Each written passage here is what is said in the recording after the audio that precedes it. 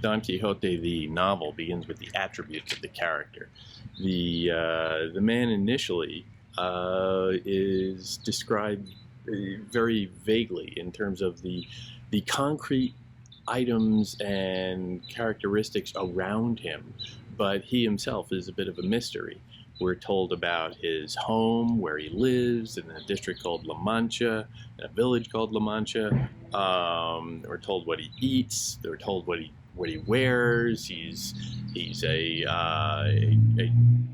gentleman. He's not a laborer, in other words, and his clothes are refined but a little threadbare, and you're starting to get a sense of the exterior of this man's life, and it drops into a little discussion in the very first paragraph about how his name itself is even somewhat indistinct. We don't really get a sense of it because there's some dispute as to whether or not there's a name, what his name is at all. It said his family name was Quixote or maybe Quesada. There's some disagreement among the writers who've discussed the matter, but more than likely his name was really Quijana,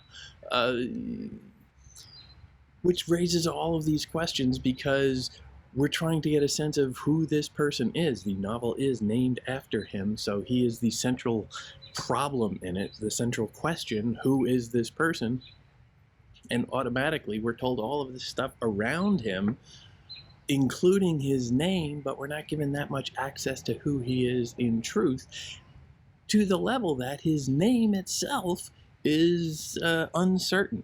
And we're told also, it's very explicit that, well, okay, writers are not sure about this, as if the novel itself, the narrator, is reminding us, saying, this isn't a person, this is a character, you're reading a book, this isn't real.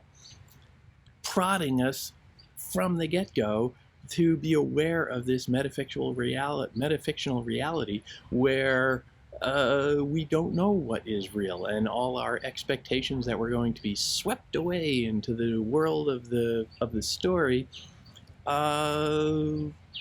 we can't guarantee that. We shouldn't take that for granted. We should be aware of the dangers of that.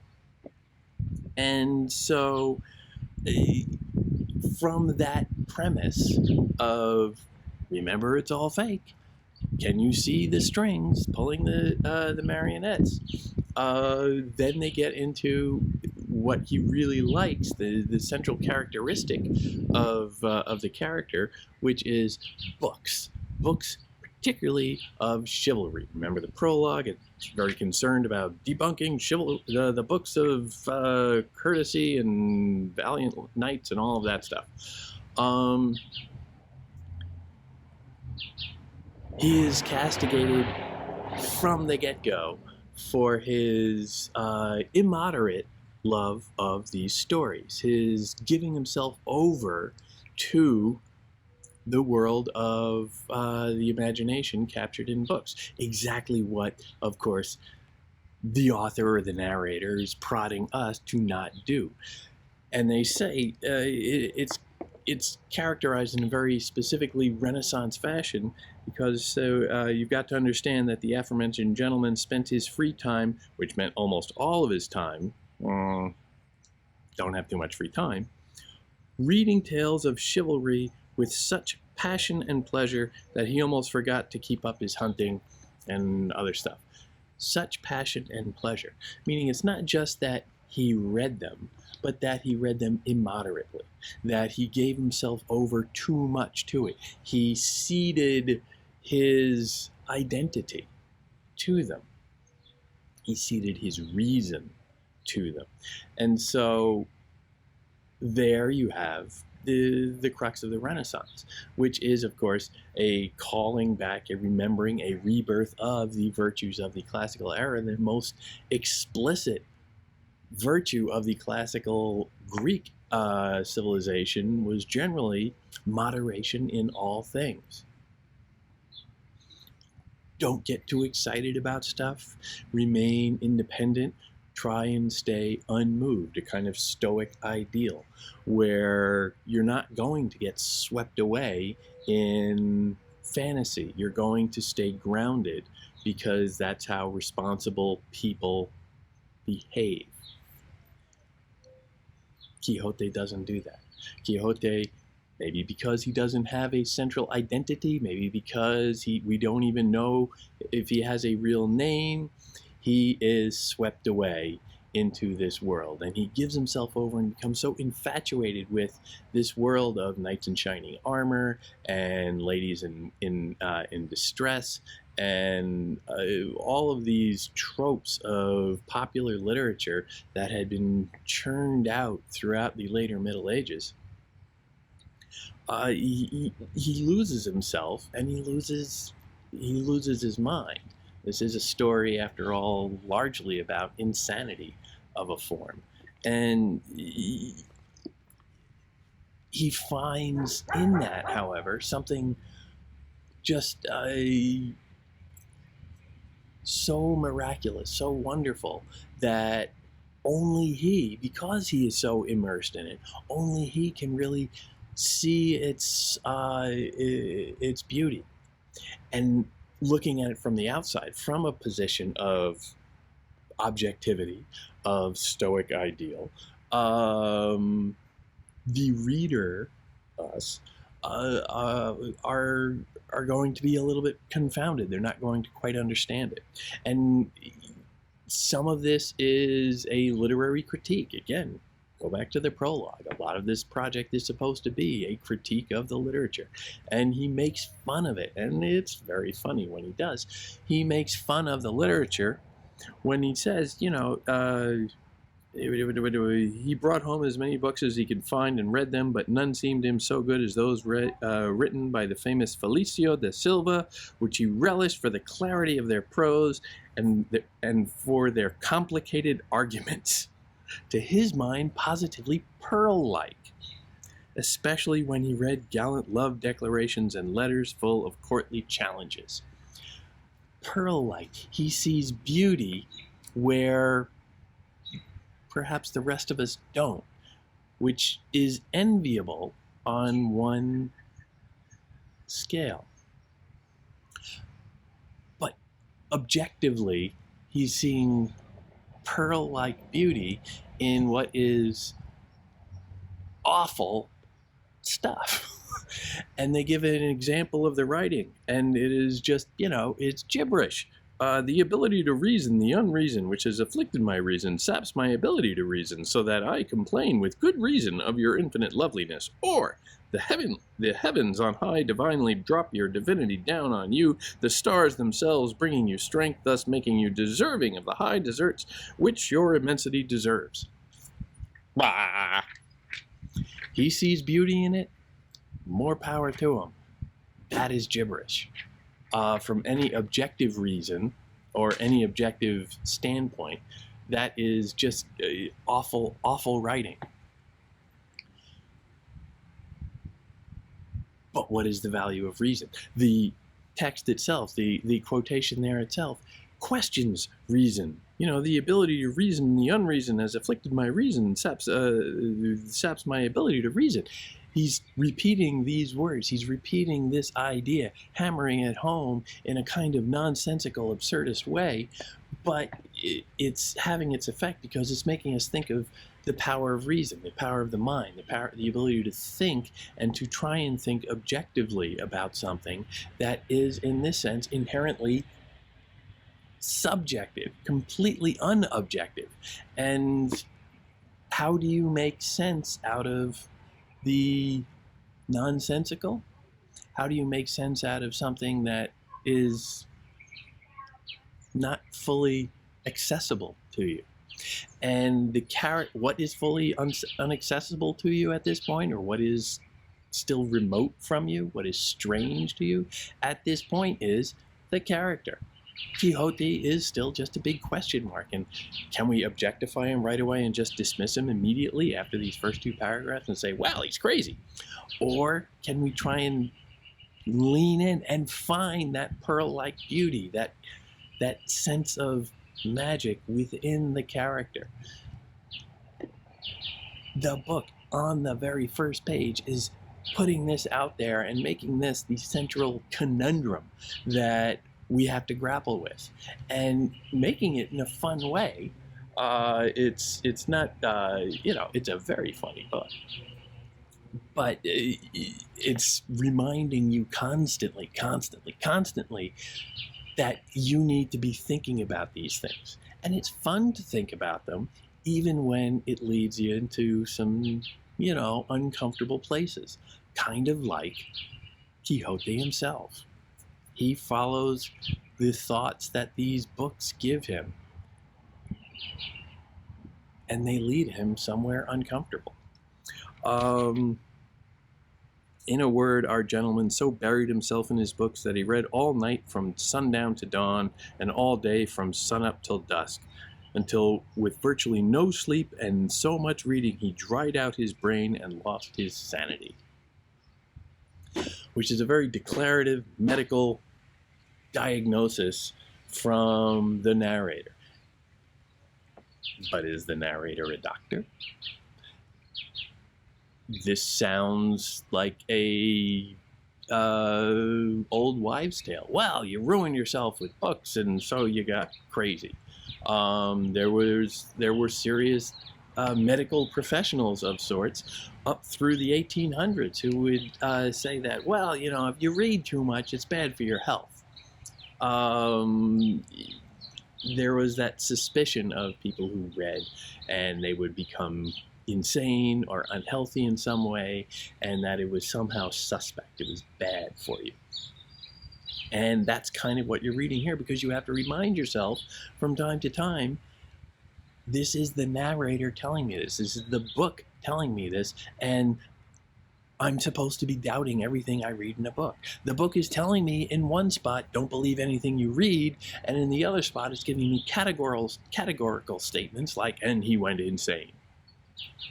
How am I to judge? How am I to receive that? The narrator can either be just another voice, or he can be omniscient, but you really can't be both. That's not possible. Indeed, his mind was so tattered and torn that finally it produced the strangest notion any madman ever conceived, and then considered it not just appropriate, but inevitable.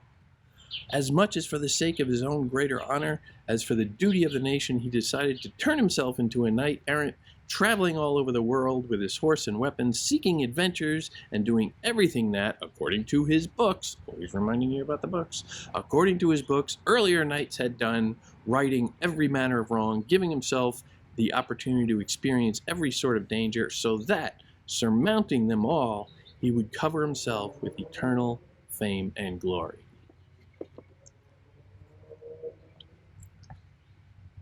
He just decides, I like books about knights in shining armor. I'm going to become one. That sounds fun.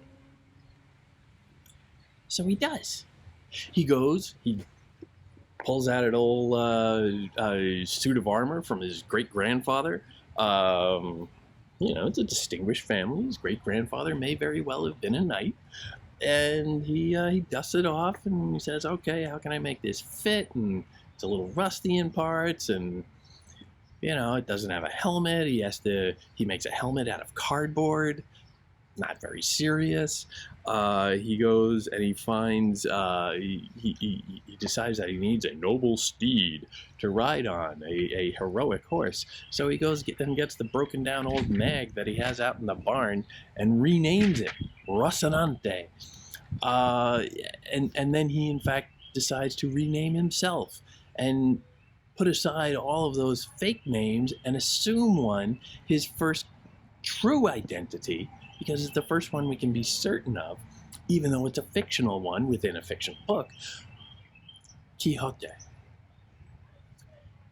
And those two events, the naming of the horse and the naming of himself, are matched one after the other. So it's a nice little chunk concerned with naming and identity and the difference between them, because a name isn't an identity, is it? It's like an outer shell. It's another characteristic of someone, but not necessarily the character. It is a surface. It's something to be judged. It's something that we can judge, that we can see and evaluate and, deal with. But the identity itself is different from that. And it may or may not be accessible to us. And that's usually where the slippery part is, where we can't be so sure how to take something. And then, of course, he says, okay, I got my horse, I got my armor, I'm all set. Oh, I need a lady. I need a lady to be in love with. Not so much he needs the person. I don't need a lady. I'm not looking for that. And I don't need a companion or anything. I need a focus. A woman to be in love with. He's in love with the idea of being in love, which is a very, very romantic, very Renaissance trait, rather. Where taking from the medieval era, the knightly tradition looked to women as ideals through which they could access the divinity on earth. Women were to be worshipped, women were to be served, women were to be utterly devoted to, women were to be, marveled at for their ability to slay you with their inaccessibility and the lack of access. So he doesn't really want the woman. He wants the image. He wants that portal to God that traditionally women in the medieval knightly chivalric tradition provide. So he just comes up with one. He doesn't really know that many. He lives with his housekeeper and his niece, and neither one of them are really appropriate. And they're probably too close to him. He needs something distant, something ideal, something abstract. And so he remembers a girl from a couple of villages away who he thought was pretty, and that's all he ever knew about her. Didn't really ever speak to her, doesn't know her at all. But he remembers her, and he says, her name was Aldonzo Lorenzo. And that Z sound, by the way, tends to denote a common name. It's the letter Z in Spanish and in Italian tends to deal with people from